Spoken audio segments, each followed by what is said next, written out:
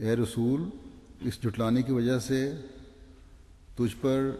اور تیرے ماننے والوں پر جو ظلم ہو رہے ہیں ان کو میرے لیے چھوڑ دے۔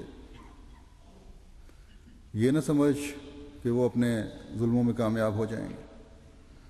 یا وہ اپنے ظلموں کی وجہ سے مومنوں کو تجھ سے دور کر دیں گے۔ نہیں، کبھی وہ ایسا نہیں کر سکتے۔ میں جو سب طاقتوں کا مالک ہوں،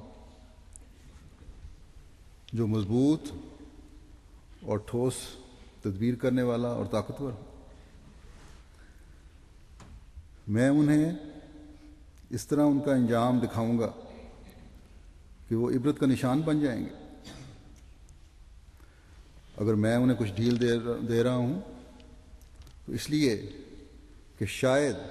ان میں سے کچھ اصلاح کر لیں اور شیطانی حرکتوں سے باز آ جائیں۔ اس کا مطلب یہ نہیں کہ نعوذ باللہ خدا تعالیٰ کمزوری دکھا رہا ہے جو ان کو ڈھیل دے رہا ہے، بلکہ اللہ تعالیٰ کے قبضہ قدرت میں جو لوگ میں ہر چیز ہے، اور ہر انسان کی اور ہر مخلوق کی جان ہے، بلکہ ہر چیز اس کی پیدا کردہ ہے اور اسی کے قبضہ قدرت میں ہے۔ اور اللہ تعالیٰ جب چاہے ان کو پکڑ سکتا ہے۔ اس لیے خدا تعالیٰ کو کوئی جلدی نہیں ہے، جب چاہے گا ان ظالموں کے ظلموں کی وجہ سے ان کو پکڑ کے پیس ڈالے گا۔ اگر باز نہیں آئیں گے تو خدا تعالیٰ کی چکی اس قدر زور سے چلے گی جو ان کو بالکل خاک کر دے گی۔ بس یہ تسلی تھی جو اللہ تعالیٰ نے اس وقت حضرت صلی اللہ علیہ وسلم کو دی مکے میں جب ان پر ظلم ہو رہے تھے۔ اللہ تعالیٰ کی فرماتا ہے کہ اللہ تعالیٰ کی جو لامحدود حکمت ہے جب ضروری سمجھے گی ان بد کرداروں کے انجام تک انہیں پہنچائے گی، اور جب خدا تعالیٰ کی تقدیر فیصلہ کر لے کہ دشمن کا کیا انجام ہونا ہے، تو جیسا کہ لفظ متین سے ظاہر ہے اور پہلے بھی بیان ہوا ہے کہ اللہ تعالیٰ اپنے پیاروں کے دشمنوں کو اپنی بڑی مضبوط گرفت میں لے لیتا ہے، اور حضرت صلی اللہ علیہ وسلم سے زیادہ کون پیارا ہو سکتا ہے اللہ تعالیٰ کا۔ خدا تعالیٰ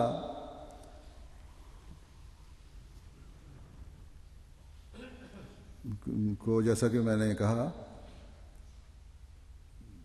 صلی اللہ علیہ وسلم سے زیادہ پیارا تو کوئی نہیں، اور اللہ تعالیٰ نے بدر کی جنگ میں اپنے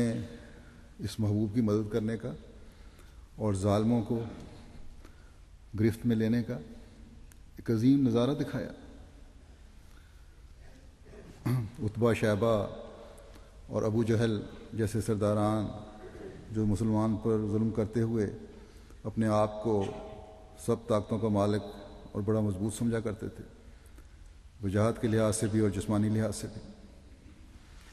بڑی مضبوط گرفت والا سمجھتے تھے، وہ سب خاک و خون میں لثڑے ہوئے عبرت کا نشان بنے ہوئے تھے۔ ابو جہل جو تکبر میں اور طاقت کے گھمنڈ میں سب کو پیچھے چھوڑتا تھا، گویا کہ اس وقت وہ فرعون وقت تھا، اس سے خدا تعالیٰ نے کس طرح انتقام لیا اور بد انجام کو پہنچا کہ اس کا قتل بھی 2 کم سن انصاری بچوں نے کیا، اور آخر وقت اس نے کہا کہ کاش میں کسی کسان کے ہاتھ سے قتل نہ ہوا ہوتا۔ مدینہ کے لوگ کیونکہ زراعت پیشہ تھے اور مکے کے جو کفار تھے وہ ان کی اس زراعت پیشہ کی وجہ سے کسان کہتے تھے اور تحقیر کی نظر سے انہیں دیکھا جاتا تھا، لیکن اللہ تعالیٰ نے بھی ایسا انتقام لیا کہ نہ صرف ان کسانوں سے بلکہ بچے کسانوں سے اس کا قتل کروایا۔ اسی طرح دوسرے بعض سردار تھے جن کو قید کی ذلت برداشت کرنا پڑی۔ حضرت صلی اللہ علیہ وسلم نے جب 24 سرداران جو تھے مکے کے ان کو قتل ہوئے جنگ میں، ان کو اکٹھا دفنانے کا حکم فرمایا، اور جب ان کو وہاں دفنا دیا گیا یا جب دفنایا جا رہا تھا تو آپ اس گڑھے کے پاس تشریف لائے جس میں یہ 24 لاشیں دفنائی گئی تھیں، اور فرمایا ان مردوں کو مخاطب کر کے کہ حل وجدتم ما وعدکم اللہ حقا فإنی وجدت ما وعدنی اللہ حقا فإنی وجدت ما وعدنی اللہ حقا حل وجدتم ما وعدکم اللہ حقا فإنی وجدت ما وعدنی اللہ حقا، کہ کیا تم نے اس وعدہ کو حق پایا جو خدا نے میرے ذریعے سے تم سے کیا تھا؟ یقیناً میں نے اس وعدے کو حق پا لیا ہے جو خدا تعالیٰ نے مجھ سے کیا تھا۔ اور بھی کچھ مخاطب کیا۔ حضرت عمر رضی اللہ عنہ نے اس موقع پر فرمایا کہ یہ مرے ہوئے لوگ ہیں، آپ ان سے کیا مخاطب ہو رہے ہیں؟ حضرت صلی اللہ علیہ وسلم نے فرمایا تمہیں نہیں پتہ، یہ مرے ہوئے تو ہیں لیکن اس وقت یہ جس جگہ پہنچ چکے ہیں وہاں میری یہ الفاظ سن رہے ہیں۔ بس جب خدا تعالیٰ نے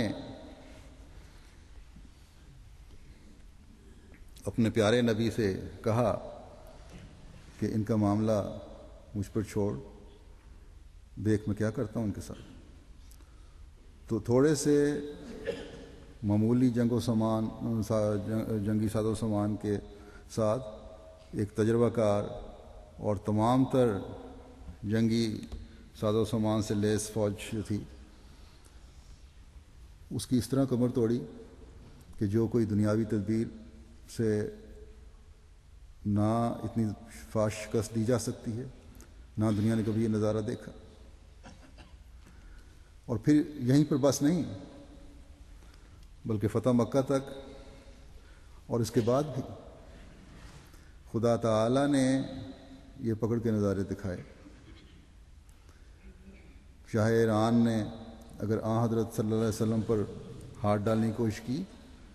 تو اللہ تعالیٰ نے اسے اس کے بیٹے کے ذریعے سے پکڑا، اور پھر الہی تقدیر یہیں پر نہیں رکی۔ آپ کی وفات کے بعد زیادہ عرصہ نہیں گزرا تھا کہ یہ مملکت بھی آپ کے زیر نگین ہو گئی۔ شاہ ایران نے تو مٹی کا بورا عاصم بن عمر کے کندھے پر ذلیل کرنے کے لیے اٹھوایا تھا، لیکن اللہ تعالیٰ نے اس مٹی کے بورے کو ہی ایران کی فتح کا نشان بنا دیا۔ تو یہ ہے اللہ تعالیٰ کے قوی اور متین ہونے کی نشانی، اور اس طرح وہ پکڑتا ہے کہ جب وقت آتا ہے تو کمزوروں کو طاقتوروں پر حاوی کر دیتا ہے۔